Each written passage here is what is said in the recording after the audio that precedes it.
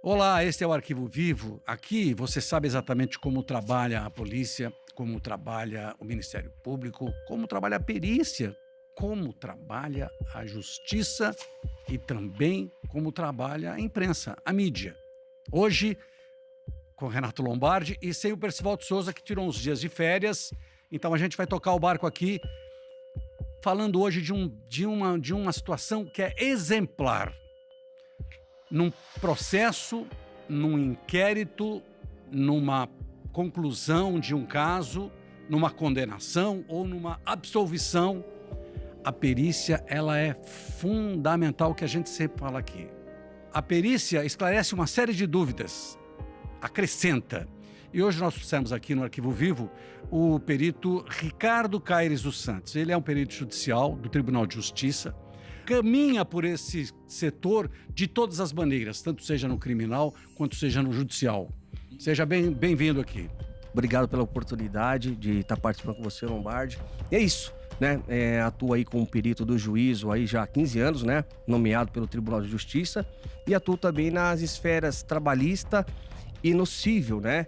E também atuo como assistente técnico, que são nesses casos aí de grande repercussão aí, que conseguimos auxiliar a justiça para chegar à verdade real dos fatos.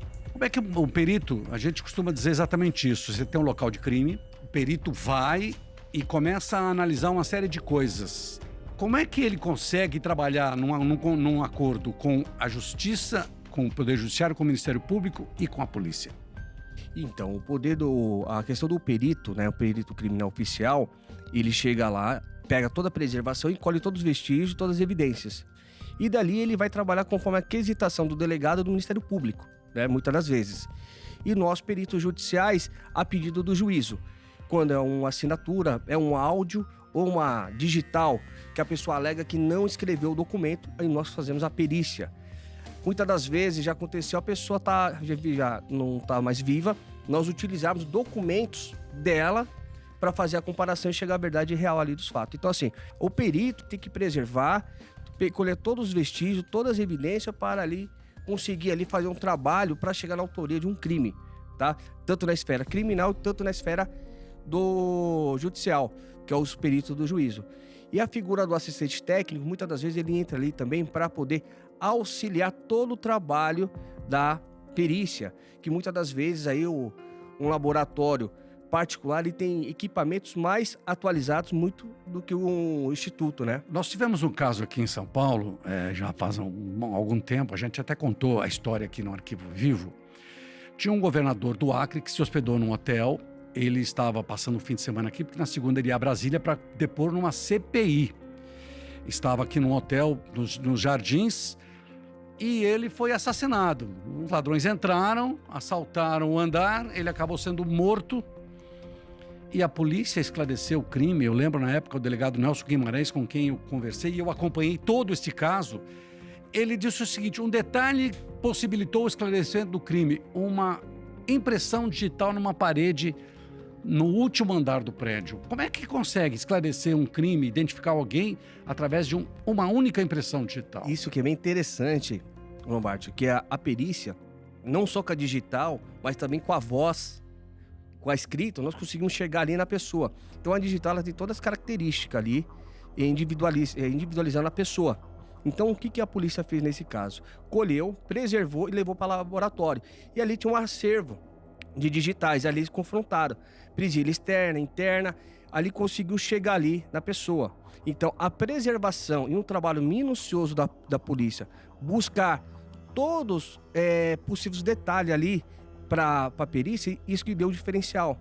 Então os casos que nós conseguimos resolver, eu na figura de assistente técnico, mesmo do perito do juízo, isso é de suma importância. O que é? A gente solicitar, ir atrás da documentação. As pessoas confundem que o perito vai investigar. Não, o perito faz diligência. Então, esses peritos criminais, eles fizeram o que é? Diligenciar de uma forma tão correta que não deixou passar nada. Por quê? De quando você adentra no local de um crime, você tem que observar tudo, até a posição de uma caneta, que você consegue ver se a pessoa ela bateu ou não teve nenhum tipo de briga. Então, assim, esses pequenos detalhes, para quando alguém chega ali, os peritos no local do crime, tem que ser observado. Então, a expertise desse profissional foi muito boa, porque com a digital, fez a coleta e foi pro banco de confronto, de E identificação. aí se identificou. Identificou a O- pessoa, né? Aí ficou mais fácil, porque aí a partir dessa identificação a polícia chegou A autoria, né? à autoria, exatamente isso, e prendeu todos eles. Uma história que é recente aqui, da sua participação, que é legal isso, né, a respeito, que é a grafologia, que é a letra, né, que é a escrita. Uma senhora foi procurar uma família biológica, de 40 e poucos anos, porque o rapaz estava internado com câncer e havia necessidade exatamente de fazer uma transfusão, Exato. um trabalho junto, né? Havia necessidade de localizar essa família. E eles tinham um pequeno documento era uma assinatura não, tinha o nome da pessoa, mas estava apagado. Olha só, pessoal, a experiência que o perito tem que ter. Mesmo você olhando o documento e colocando em descrédito, você não pode deixar de periciá-lo. Quando eu olhei toda a parte do corpo daquele documento, eu primeiramente falei para a família, é duvidoso para esse documento, mas eu não deixei de fazer a perícia. Aí, o que aconteceu? Primeiro eu lancei vários tipos de exame para ver se conseguia recuperar alguma coisa com luzes ou alguma coisa de tinta. E ali já tinha sido apagada há muito tempo. Como foi utilizado? Métodos, né, de intercalar palavras, né, para ver se ali seria o nome que era esperado. E o pior de tudo era a questão que tinha nomes abreviados. Então aquilo ali prejudicou um pouco os trabalhos de início. Mas depois que eu coloquei no software, não, né, um equipamento que eu tenho, que eu trouxe de fora, ali me ajudou. Por quê? Eu comecei a ver o rastro. E aquele rastro que deixou, só com o equipamento específico, já começou a me trazer as evidências que eu já tinha visto antes. Começou a me dar mais a certeza. Aonde que deu a certeza aí de a gente chegar aí na... Mas você foi certo, né? Exatamente por quê? Não só fazendo o jogo de nomes, né, em detalhe, olha só que a perícia tem que ser tão completa, eu fiz as medições dos nomes, porque eu peguei, como ela tinha lançamentos caligráficos, o que é isso? Tinha nome, né, já escrito, aquilo me ajudou a fazer os comparativos, o que seria parada e remate, o que é isso? Início, quando você começa a escrever e quando você para. Então eu comecei a fazer esses comparativos. Então esses comparativos que me levou a ter uma certeza. Então foi um jogo de exames sobre exames para chegar.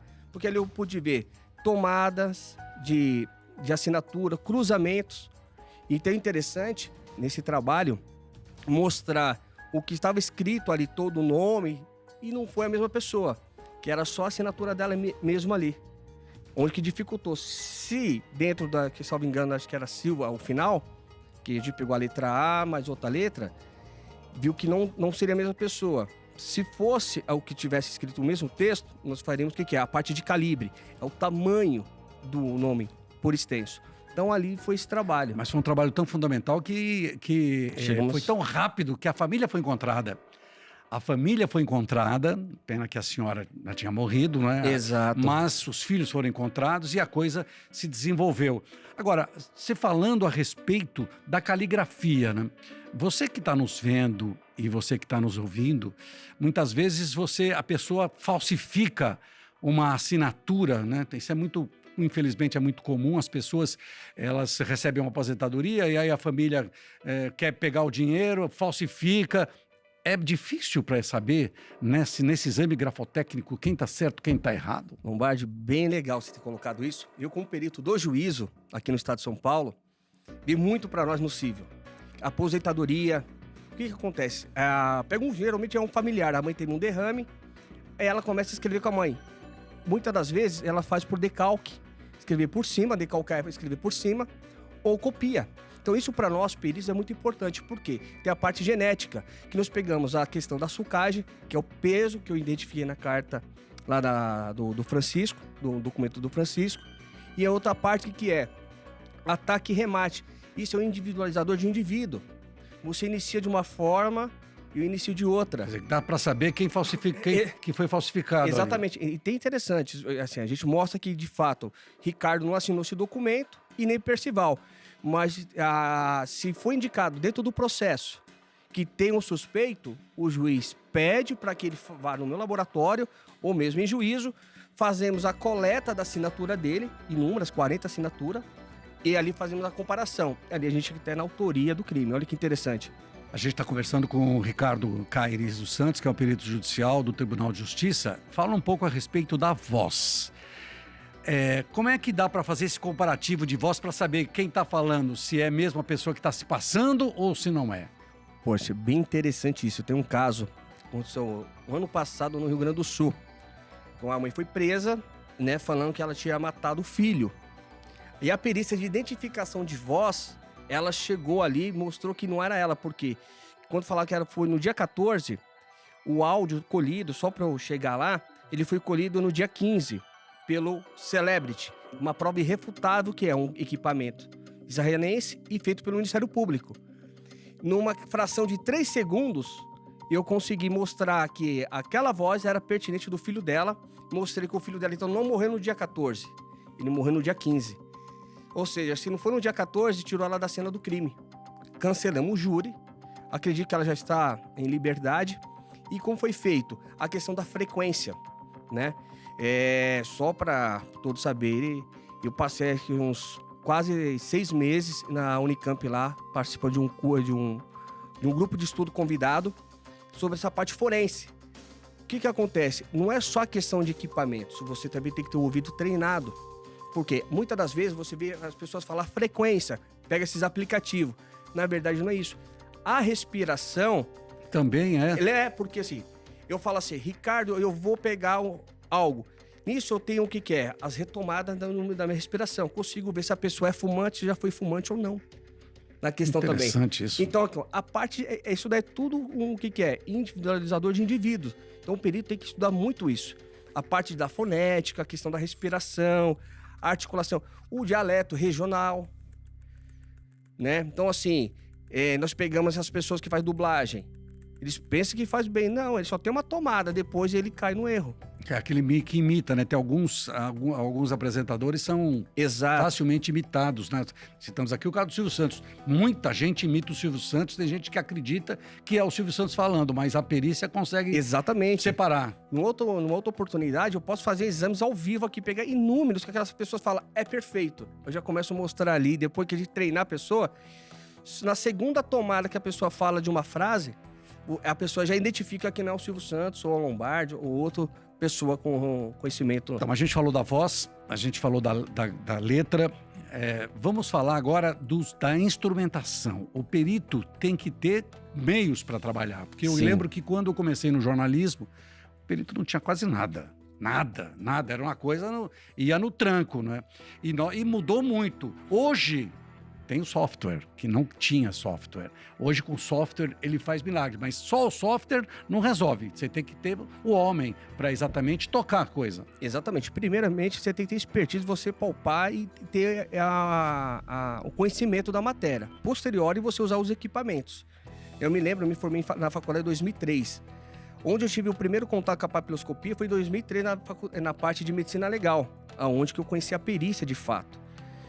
E ali naquela época não tinha o software que nós temos hoje. Hoje eu pego a digital aqui, bato foto, jogo no meu software, eu consigo pegar toda a parte expressiva externa, todos os tipos das digitais. Naquela época não. Então hoje nós precisamos ter o quê? Software cada vez mais avançado, computadores muito bom, porque isso daí facilita a nossa vida. A questão foi do rapaz, do Francisco, que nós falamos da questão do registro de nascimento dele que estava apagado.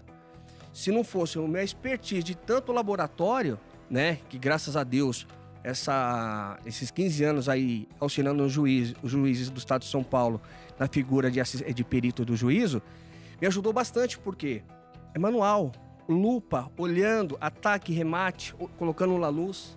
E quando nós pegamos esses equipamentos, isso daí vai ir de uma forma muito leve, né, para chegar ali a... Vou fazer uma pergunta para quem está nos vendo e ouvindo. Você sabia que você pode ser reconhecido no reconhecimento facial? Você está numa estação do metrô, você passa, se você tiver qualquer problema com a justiça, você é reconhecido imediatamente, as coisas realmente mudam para você. Existe isso? Existe a biometria facial, né? Isso, exatamente. O que acontece? Como é que funciona isso? Como ela funciona? Ela pega as medidas do rosto, né? Mas eu posso dar uma dica para vocês? que pesquisar Ricardo Caio, você vai ver que eu tô, acho que de casos de juízo, mais de 40 casos de absolvição de pessoas por engano por isso. Interessante isso. Por quê? Ele faz uma leitura rápida, não é exata a leitura, porque é um mecanismo que ele pega alguns pontos, mas ele não chega a pegar aquele ponto morfológico. O que seria isso? A estrutura. Se a pessoa passou por um botox, algum outro tratamento, ele não vai pegar. Mas nós peritos eu pego pelos olhos, a distância dos olhos. O que no rosto é fundamental para que não dá para escapar? Essa parte é dos olhos. Dos olhos. Olha só. Os olhos não mentem? Exatamente, olha só. O seu tempo nessa parte investigativa de jornalismo. Quando você vai no ML, quando eles divulgam a foto, qual parte do corpo que ele estampa da pessoa? É, o rosto bem Só aqui, aqui, nessa ó. parte. Só né? essa parte. Porque em viseiras de motocicleta nós conseguimos identificar. É nessa parte. Que essa parte aqui é a parte fundamental. Você começa a fazer a leitura. É muito interessante isso. Eu tenho um software que ele é tão perfeito que eu fiz curso com a Polícia Federal, né? Uma das minhas pós-graduações na parte de áudio e vídeo. Porque se eu tenho uma pessoa de lado aqui assim, eu consigo pegar, fazer a projeção dela e colocá-la de frente. Uma placa, o carro tá de lado. Eu faço a leitura e coloco a placa de frente. Muitos casos eu no meu caso, consegui desvendar com esse software. Que é a menos a parte da biometria facial. Para nós terminarmos essa conversa, queria dar um testemunho aqui. Quando eu comecei a trabalhar no jornalismo e no jornalismo policial, você falou em papiloscopia, né? E depois você vai dizer o que é a papiloscopia. As pessoas eram identificadas, não é? E aí era feita uma verificação manual. Exato. Ficha por ficha. E se conseguia 70, 80, 90, às vezes 100%. Hoje, como é que é feito isso hoje? Hoje é todo um sistema digital, né? Um acervo que é chamado hash, né? Vários dados que eles pega, né, o cadastro e joga no sistema. Aí você pega a digital e coloca. Ela, igual a biometria facial, é o mesmo sistema da biometria. Tem essa parte aqui, a presilha interna e externa, o programa começa a ler rápido. Jogo de algoritmos. Aí pega, vamos supor, de 10 mil, pega 1.000. De 1.000 já cai para 500, de 500 cai para 100 e vai chegando. Rapidinho, questão assim vamos supor aí de menos de 1 hora de trabalho. E é isso que você está falando. Era feito em semanas, hoje é feito rapidamente. Isso eu lembro da faculdade, que era manual. Quando eu fiz a faculdade de Direito, na parte de Medicina Legal, o nosso médico legista lá, o Dr. Mário Gimenez, ele mostrava isso para nós. E é interessante hoje, tô com 20 anos praticamente aí nesse mundo da perícia e evoluiu muito. E hoje, se o Instituto não tiver equipamentos, softwares bons e pessoas bem treinadas, não passa mais nada de perícia, de erro. Exatamente. Quando a gente fala que a perícia é fundamental numa investigação, tá aqui, tá explicadinho. Nós conversamos com o Ricardo Caires dos Santos, ele é um perito judicial do Tribunal de Justiça. E este aqui é o Arquivo Vivo. Até a próxima.